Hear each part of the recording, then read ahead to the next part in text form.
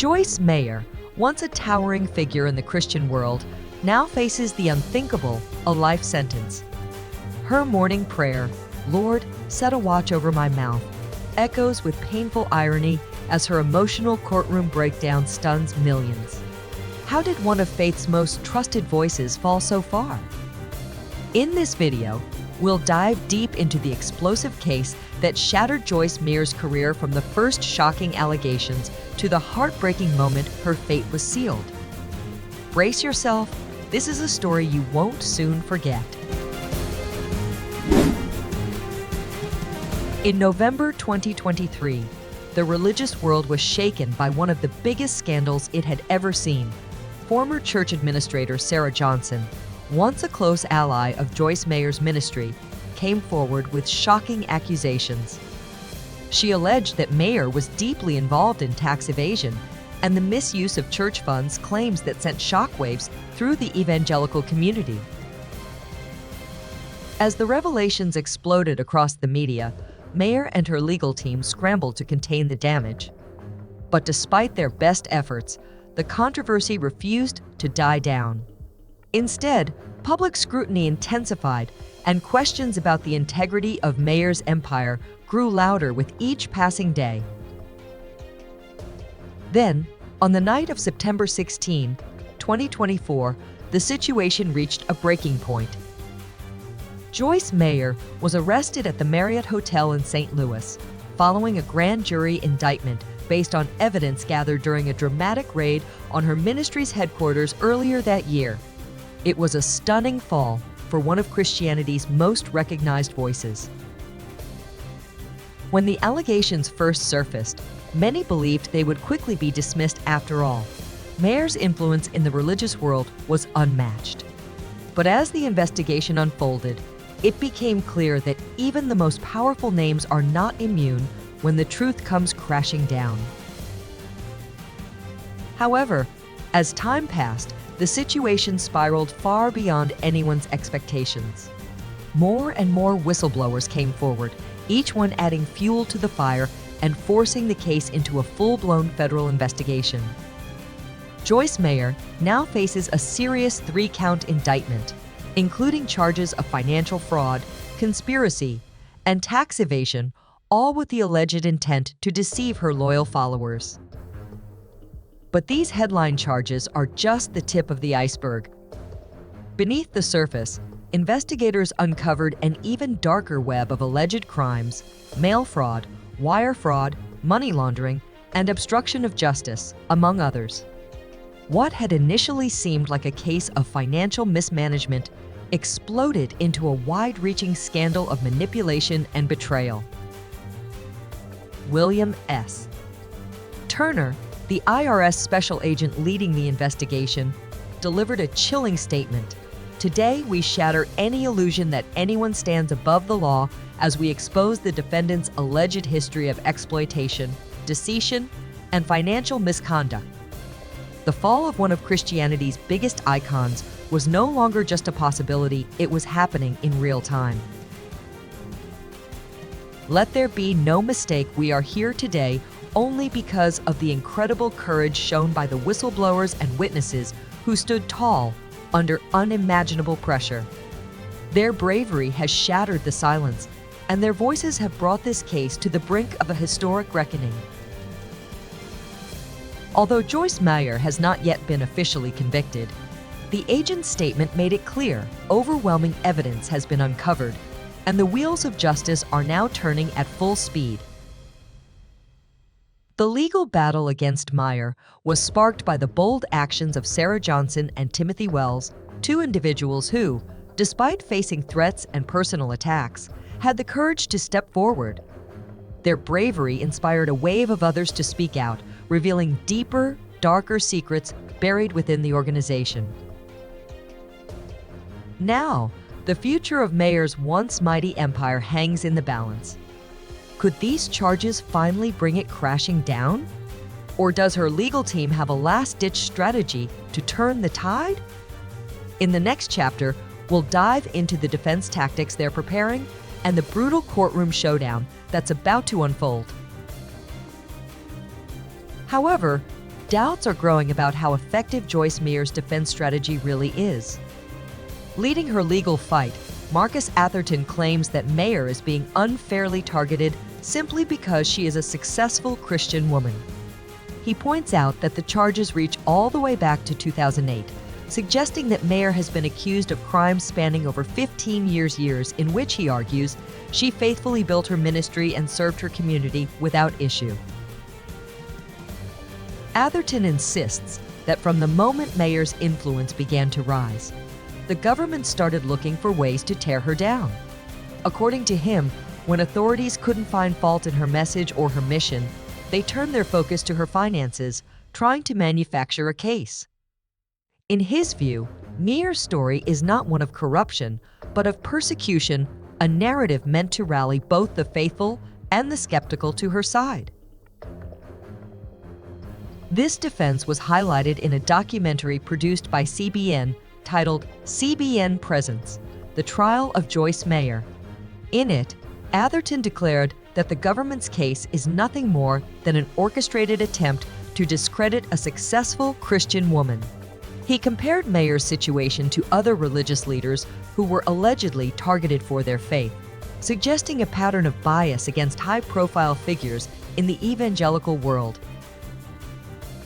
Still, despite the passionate arguments from Meyer's legal team, the weight of the evidence looms large.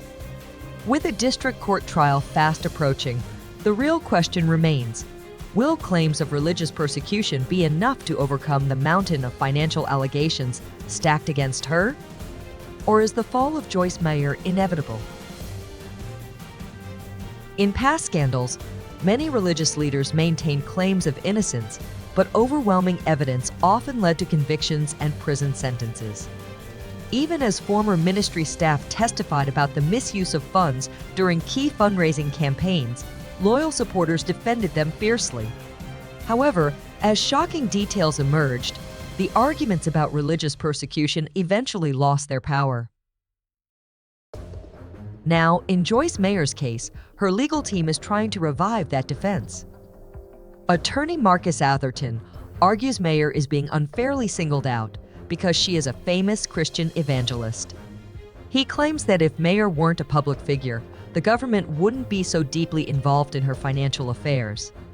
Atherton insists that purchases like luxury vehicles, private jets, and personal properties were standard operating procedures for a ministry of Meyer's size and success. Still, serious concerns remain. Investigators allege that many financial transactions were hidden from official ministry records with no proper disclosure to donors. Some insiders even came forward to report discrepancies themselves, casting a long shadow over Meyer's claims of innocence. As the case moves forward, the question remains: is Meyer truly a victim of persecution or the architect of her own downfall? Many former ministry employees were allegedly silenced before their concerns could be heard, and based on the details now emerging, it appears many of their complaints were more than valid.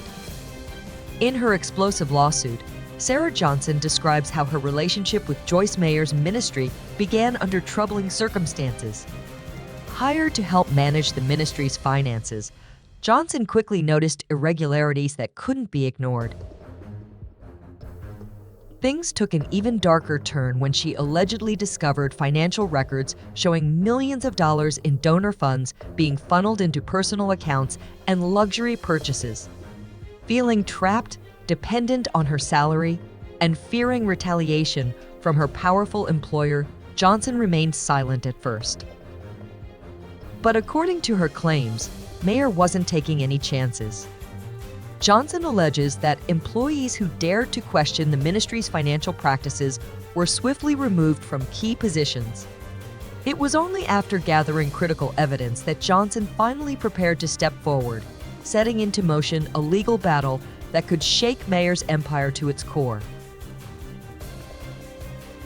Sarah Johnson claims that once she uncovered financial discrepancies, Joyce Meyer's organization retaliated swiftly, firing her and blacklisting her within the Christian ministry community. According to Johnson, what began as a workplace dispute quickly turned into a campaign to destroy her reputation. As the legal battle escalated, Johnson alleges that Meyer went even further.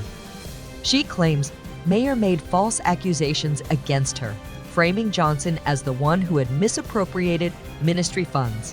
While Johnson struggled to clear her name, key pieces of evidence were allegedly destroyed. Even after being officially cleared, Johnson says Meyer would casually remind staff about the misunderstanding, a tactic designed to humiliate her and reinforce the ministry's control over former employees. The emotional toll, Johnson says, was devastating. She reportedly sought therapy to cope with the trauma of working in what she describes as a toxic and hostile environment. Her professional reputation, once solid, was left in ruins, a casualty of the power struggle that unfolded behind the scenes of one of America's most prominent ministries. The claims against Joyce Meyer seem to line up with what her attorney, Marcus Atherton, has publicly admitted. The ministry experienced high staff turnover, largely due to Meyer's demanding standards of excellence. However, Atherton insists the government is overstepping its bounds by targeting Meyer's financial decisions, arguing that how she uses ministry funds is a matter between her and God, not the courts. Atherton further suggests that accusations of financial mismanagement are nothing more than modern interpretations of what used to be standard ministry expenses, especially during the evangelical boom of the 1980s. He claims prosecutors are unfairly painting Meyer as a villain, twisting her actions into something far darker than reality. In the CBN documentary, Atherton also pointed out that the accusations largely stemmed from Meyer's deteriorating relationship with Sarah Johnson.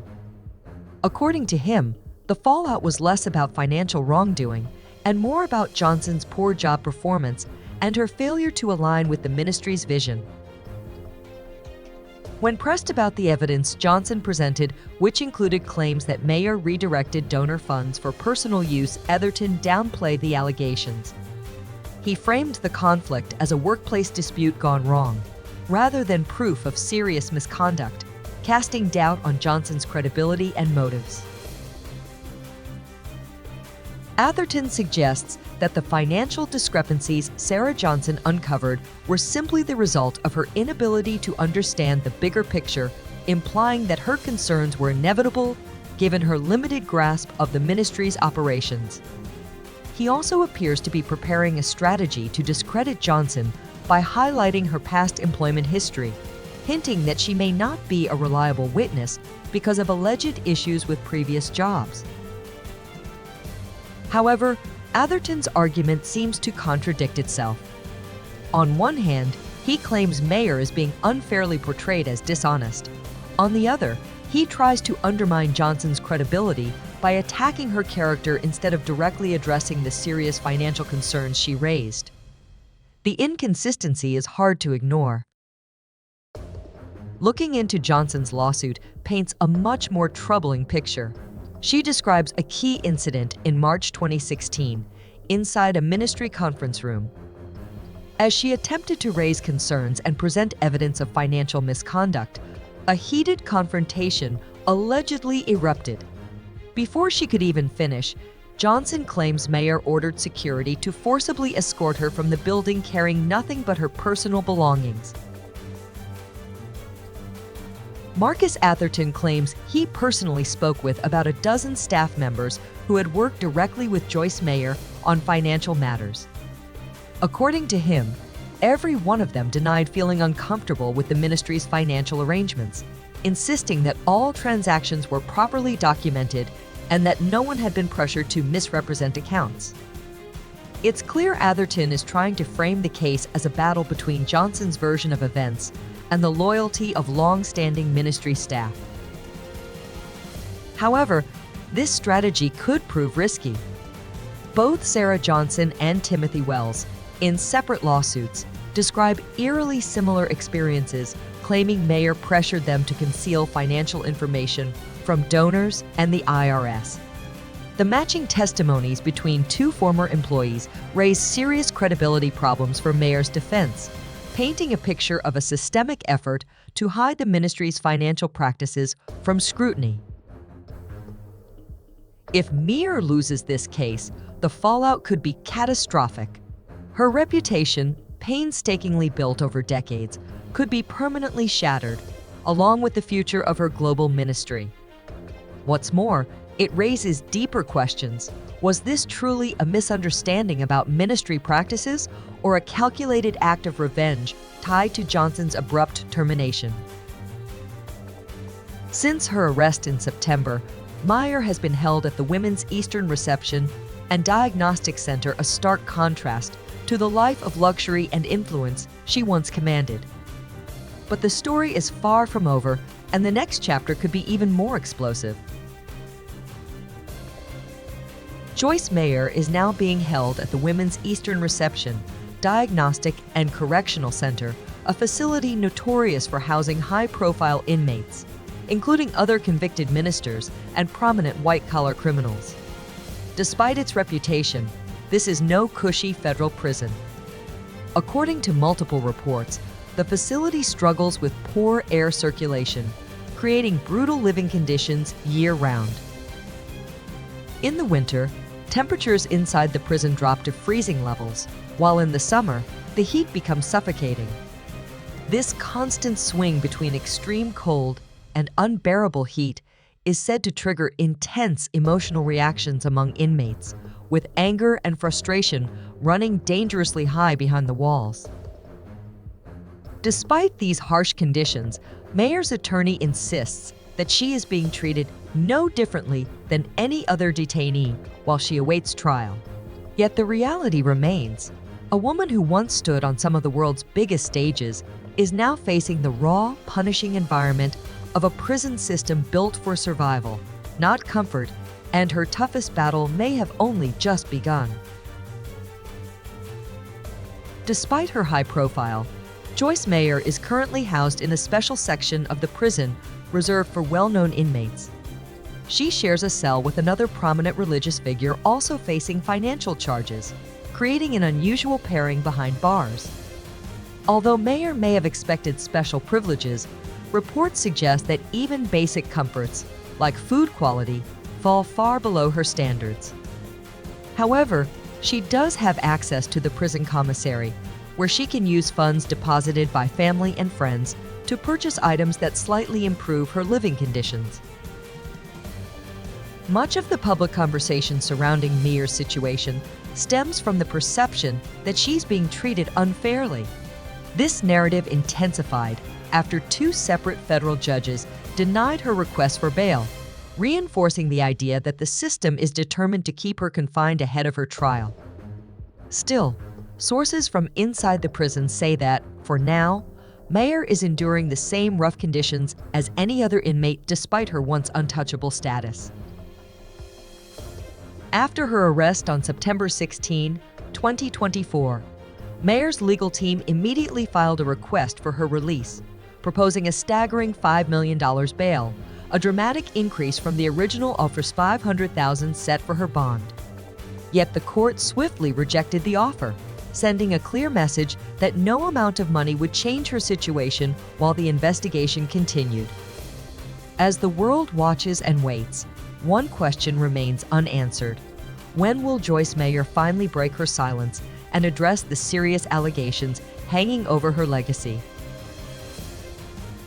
However, in the rush to uncover the truth, several troubling developments have emerged, ones that could jeopardize the fairness of Joyce Meyer's trial. Leaks of private information have flooded the media, fanning public outrage and making it harder to ensure an impartial legal process. The first major blow came when a disturbing audio recording surfaced. In it, Meyer is allegedly heard directing her staff to creatively allocate donor funds for personal use. While Meyer initially denied the authenticity of the recording, forensic analysts later confirmed that the voice was hers, forcing Meyer to reluctantly admit its legitimacy. Despite her lawyer's continued insistence on her innocence, the damage was done. public reaction was swift and overwhelmingly negative. Many of Meyer's longtime supporters, who had once defended her unwaveringly, expressed deep shock and heartbreak at the revelation. For Meyer's millions of followers around the world, the scandal has sparked a painful reckoning, forcing difficult conversations about faith, trust, and accountability. Watching their spiritual leader fall from grace has not only shattered illusions, but left an entire community questioning what and who they truly believe in. Across the country, churches that once proudly showcased Joyce Meyer's books and teaching materials are now quietly removing them from their shelves. Many leaders are grappling with a painful contradiction: how to reconcile her teachings on integrity and faith with the serious financial allegations now hanging over her legacy. As this legal saga continues to unfold, the situation serves as a stark reminder of the human dimension behind high-profile scandals. It raises difficult questions about privacy, justice, and the overwhelming influence of the court of public opinion. Will this moment of vulnerability generate sympathy for Meyer, or will it only harden public perception against her? At this point, the answer remains uncertain.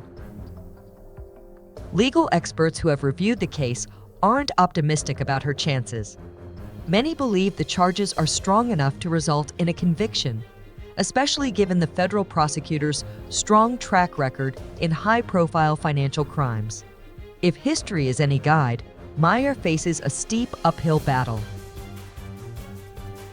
The prosecution is expected to present a formidable case, with solid evidence, including testimonies from alleged victims, detailed financial records, and damning electronic communications. The mountain of communications evidence could prove devastating for Joyce Meyer, making it nearly impossible for her legal team to dispute the core allegations. Given the strength of the case, legal analysts warn that a conviction is not just possible, it's increasingly likely. The seriousness of the charges alone demands a mandatory minimum 15-year prison sentence for crimes like fraud. However, experts believe Meyer could be facing much more. While life sentences are typically reserved for the most extreme cases, prosecutors argue that the allegations of systematic manipulation and financial misconduct could justify such a severe punishment. In court, the prosecution is expected to focus on proving that Meyer's actions weren't isolated mistakes, but rather part of a larger, calculated scheme. If they succeed in convincing the jury, Meyer could be sentenced to life behind bars, a stunning downfall for a woman who once stood as one of the most powerful figures in American Christianity. Beyond the prison walls, a conviction would have catastrophic consequences for Meyer's legacy. It would almost certainly dismantle her ministry, shatter decades of public trust, and forever tarnish the reputation she spent a lifetime building. After spending decades building a powerful empire in the religious world, Joyce Meyer's entire legacy now stands on the verge of collapse. If the charges against her lead to a conviction, it could bring everything she created crashing down, from her ministry to her once untouchable public image. Beyond Meyer herself, this case could send shockwaves through the entire evangelical community. It would deliver a clear message: those who exploit religious followers for personal financial gain will face serious, unforgiving consequences. The legal system is making it clear that no one, no matter how influential, is above the law.